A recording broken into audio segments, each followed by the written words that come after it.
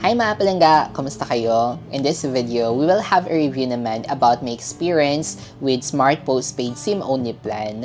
I've been receiving multiple questions about this dun sa mga naging previous video ko. Kaya naman, I decided to create this video. So, more than 1 year ko nang ginagamit itong postpaid SIM card plan kay Smart.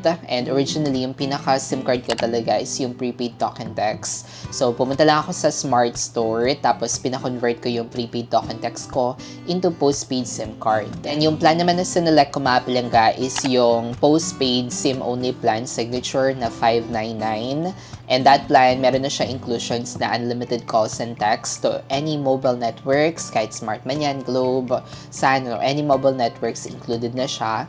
Plus, unlimited landline calls. So, I can now call or dial any landline numbers. And also, meron din siya kasamang 10 gigabytes ng data. At dahil nga nakaplan na ako kay Smart mga palangga, every month na ako nakaka-receive ng bill sa kanila, which is yung amount ng plan ko na 599 pesos. And it doesn't matter kung gagamitin ko man yung service or hindi, kailangan ko talagang bayaran yung 599 pesos ng amount ng plan every month. So, ang pinakaiba niya sa prepaid mga palangga, sa prepaid, kailangan mo munang loadan yung prepaid mo or kailangan mo mag-register sa mga promo bago mo magamit yung service. Pero dito kay Smart, so less hassle na siya dito sa postpaid. Less hassle na siya kasi hindi ko na kailangan pa magpa-load, hindi ko na pa kailangan intindihan na kung may load ba ako, wala. So, pwede ko nang gamitin yung service ko anytime that I need it.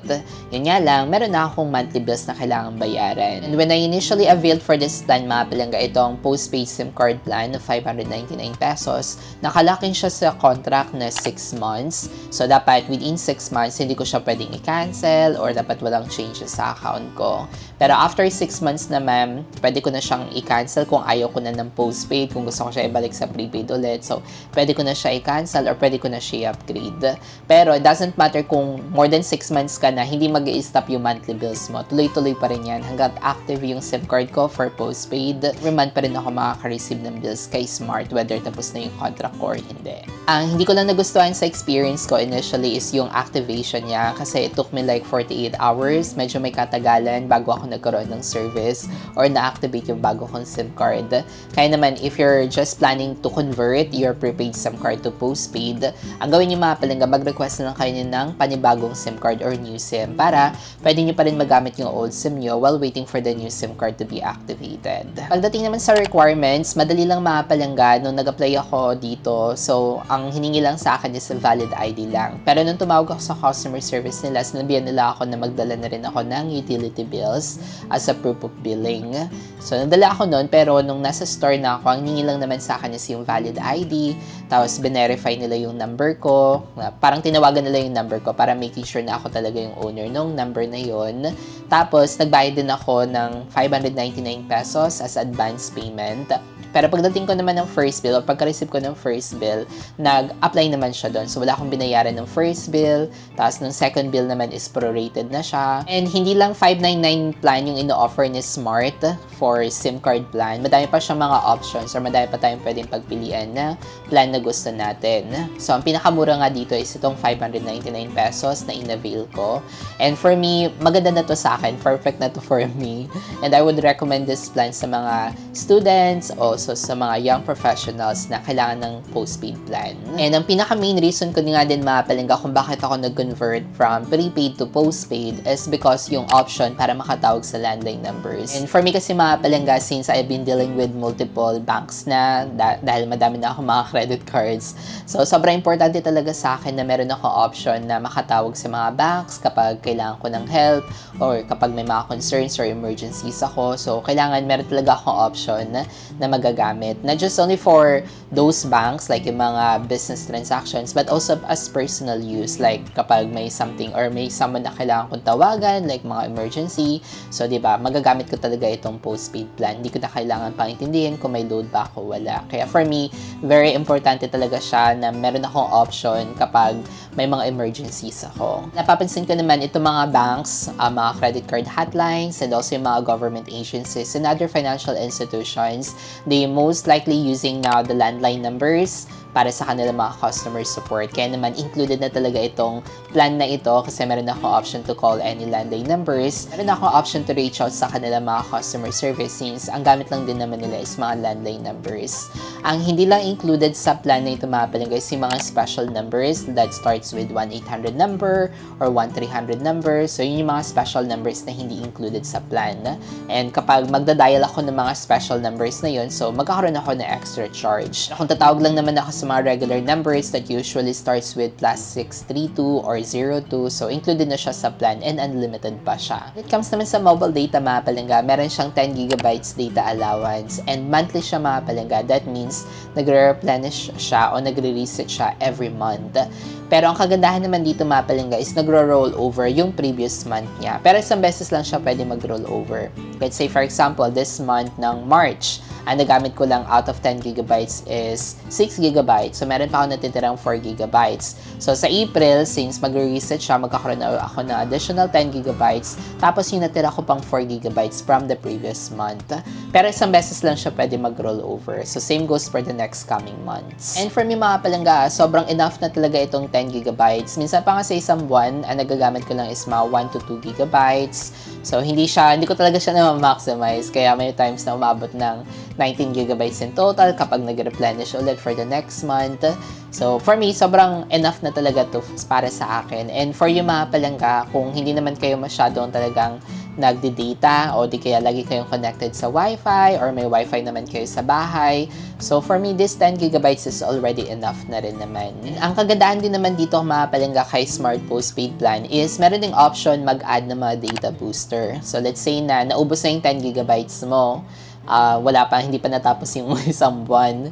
So, instead of waiting for the next month para mag-replenish, since mag-stop na yung internet natin or yung mobile data natin kasi naubos na yung data allowance, meron naman tayong option dun sa Smart app para mag-avail ng mga data booster. Yun nga lang, additional charge na siya kapag mag-avail kayo ng mga data booster. At kung nagpa-plan naman kayo mga palangga ng travel overseas, meron din tayong option para mag-avail ng mga roaming packages or data roaming using the Smart app. Yun nga lang, medyo may kamahalan siya mga palangga, and for me, I don't recommend it. Kasi nagtrabaho na ako sa telco and isa ito sa mga complaint ng mga customers namin na sobrang taas or sobrang expensive na mga charges for international roaming. Kaya naman, I don't recommend using our mobile data overseas. Much better pa rin talaga na mag-avail na lang kayo ng local SIM o di kaya ng pocket wifi kapag magta-travel kayo overseas instead of using the data. Kasi yung allowance natin ng data is good only locally, which is in the Philippines. Pero pag pumunta ka na ng ibang bansa, hindi nyo siya magagamit. It will be separate data allowance na, which is sobrang kamahalan talaga. Aside from the SIM-only plan mga palangga, pwede din tayo mag-avail kay Smart na may kasamang device. So, matcha-charge tayo dun sa plan plus yung device. Pwede natin siya ipa-installment like 24 months.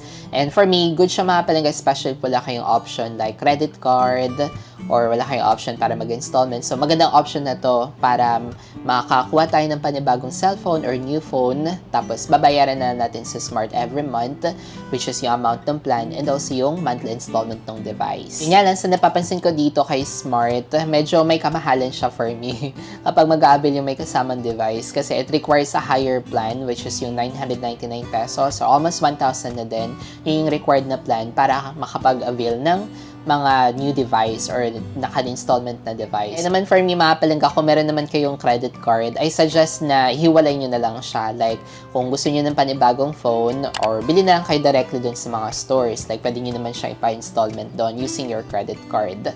Tapos dito kay Smart, kuha na lang kayo ng SIM-only plan para mas tipid. Para yung babayaran nyo is separate na with the device and separate siya with the plan. In managing my plan kay Smart mga palangga, I'm still using the Smart app nila. So, dati siyang Giga Life app or Giga app, something. Pero ngayon, pinalitan nila ng Smart app. So, doon ko na ma-manage yung mga services ko kay Smart, yung mga prepaid SIM, and also itong postpaid SIM. So, doon yung option to add data booster, o yung mga other features na Smart na ina-offer. And doon ko din na-access yung mga monthly bills ko mga palangga. Ang dami ko na-receive na questions kung paano daw ma-view o paano daw malaman yung account number. Kasi kapag nagbabayad sila sa other payment platform like GCash, or other third-party payment processor, pwede naman siya mga palangga. Yun nga lang, it will ask for our account number. So, kung gusto niyo malaman yung account number niyo, pwede niyo ma-access at ma-view yung copy ng bill niyo doon sa Smart app.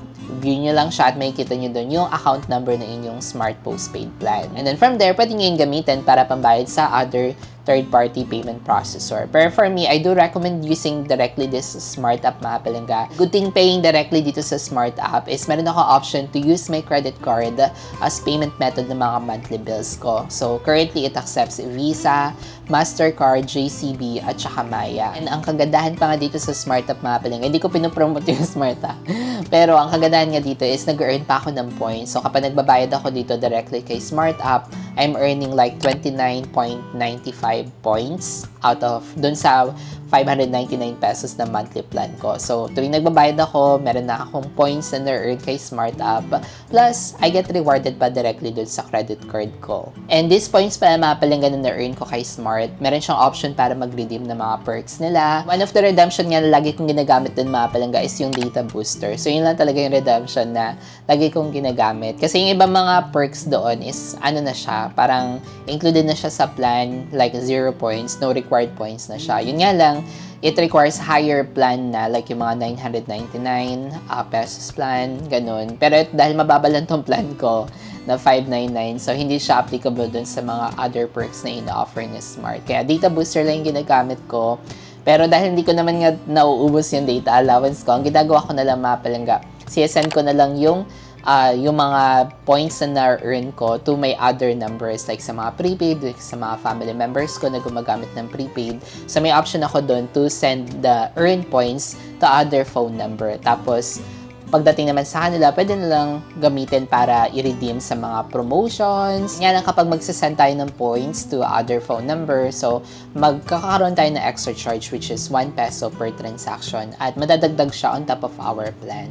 Now, may mga na-receive naman akong questions na paano daw kapag hindi nabayaran yung bill kay Smart. So kapag tuloy-tuloy yung mga palangga na wala kayong binabayaran sa mga monthly bills nyo, so possible magkakaroon talaga ng redirection o di kaya like restriction or pwede masuspend yung service nyo. So, pwede mawalan kayo ng service kasi nga madami na kayong natitira o dami kayong outstanding balance o yung mga hindi kayo nababayaran. Kaya make sure lang talaga to pay our monthly bills on or before the due date para laging active yung ating service. For cancellation naman mga palangga, let's say na ayaw nyo na ng postpaid kasi mag-stop lang yung monthly charges natin kay Smart kapag na-cancel na yung ating plan natin mismo, yung account natin sa postpaid.